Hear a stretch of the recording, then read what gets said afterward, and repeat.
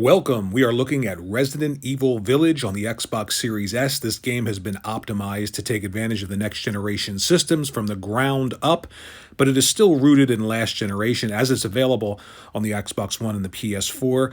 So let's jump right in and talk about what you can expect.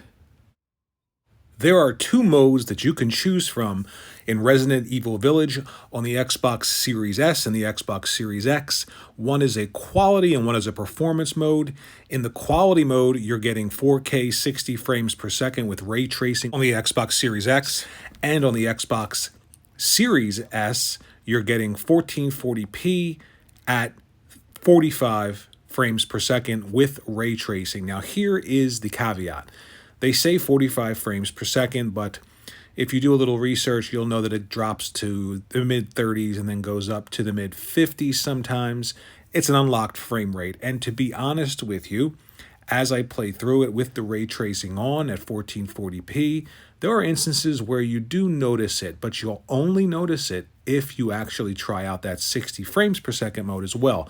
Now, the 60 frames per second mode takes away ray tracing, and ray tracing isn't used that much in this game. There are certain instances, for instance, when you're underground and there's a lot of water and there's a lot of light, the light reflecting on the water and the rippling and all that stuff, it looks really, really good. And I really, really, really love that.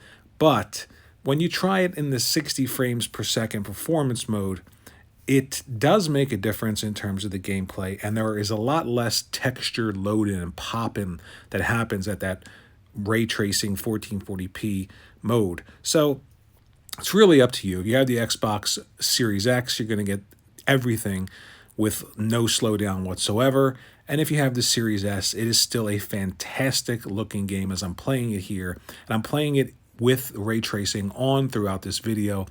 And as I said, you'll notice some things like that, but it really doesn't detract from the gameplay because this isn't the type of game that's very heavy on action. You're exploring the mansion in the beginning, and then you're exploring an exterior. You're fighting monsters, but it's not a lot on screen at once. So you can try it with that 1440p ray traced mode on and off. I liked the 1440p ray traced mode a lot. And to be honest with you, I like the performance mode a lot as well. I play it, I go back and forth. You can only change the modes from the main menu. You can't do it while you're in the game. So before you start up, try and decide which one you want to do. But again, the environments here and the frame rate in this ray traced mode is not bad. It's really not that bad. I'm having a great time with it. It's a beautiful, beautiful game. Now, you'll start off with Lady Damasque, or however you say her name, and her sisters or daughters, and you have to fight them. And that's not really scary, to be honest with you. And the game really picks up after you beat that first boss, and then you go out into the world and you learn the story and things you have to do. I don't want to ruin it for you, but then it becomes more of a psychological type of horror game, almost like a Silent Hill. So it goes from a Resident Evil in your face, monsters coming at you, to a sort of psychological horror game when you have to fight the second boss. And that's how far I've gotten now. I've killed that second boss. The gameplay is, typical Resident Evil. You've got the gun, you've got the managed inventory. There's a lot more ammunition for the handgun.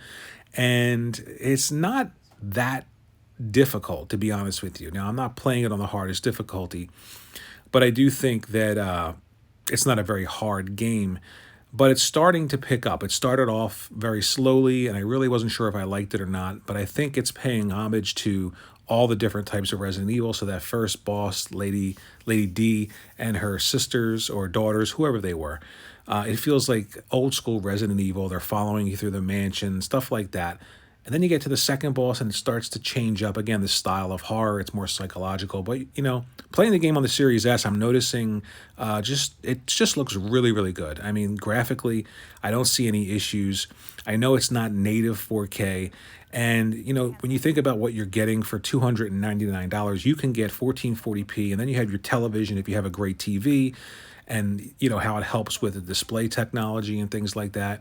And then you're getting ray tracing, and then you're getting greater than 30 frames per second. So I'll be honest with you. I go back and forth between these modes again, and I I do notice that ray tracing mode at times, with the lighting, some of the texture work, and the way the light bounces off of the textures, it looks much, much better at times. Now, I don't know if it's enough to make you, you know, have to keep it on that mode. So again, try them both. Let me know what you think. But if you're one of those people that absolutely has to have 60 frames per second in your game, then the good thing is it's 1440p locked at 60 frames per second, again, on the Xbox Series S. So not bad, not bad at all.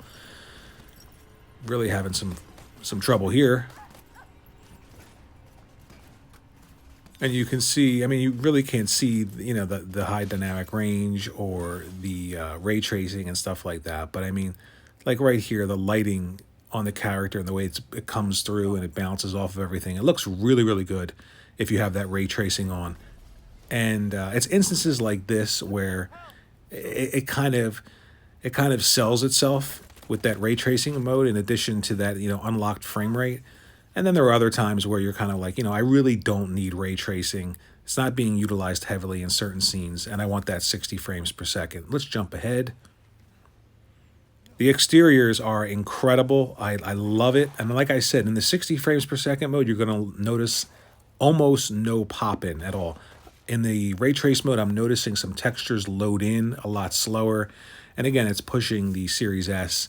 But I do think it wasn't optimized as well. I know PlayStation has a deal, and they probably focused primarily on the PlayStation 5. So who knows? There may be a patch, and I'm pretty sure there will be a patch to sort of shore up the performance on the Xbox consoles, both the Series X and Series S.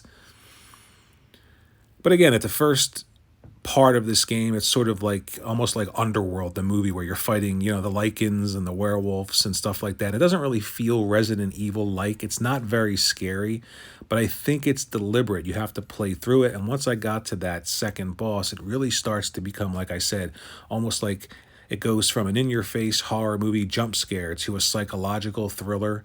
And I'm assuming it's going to change pace when you get to that third boss. And there's a few bosses, and I won't ruin the story for you, but you can look here and everything just looks really, really good on the Series S and the Series X. Again, by default, if you're playing it on this Series X, I really like to just look at games on the Series S and see how they can push it and see what you can really get out of that $299 price point. And again, this is all in the 1440p ray traced mode, 45 frames per second. So you're not seeing much slowdown, and I'm not having many problems with the gunplay at all, even with that unlocked frame rate. But again, if you're somebody that needs that 60 frames per second, why not go for it? The good thing is, because the system has a lot more power than last generation, and that RDNA 2 architecture, you can choose, which is something we haven't had on console. Look around here.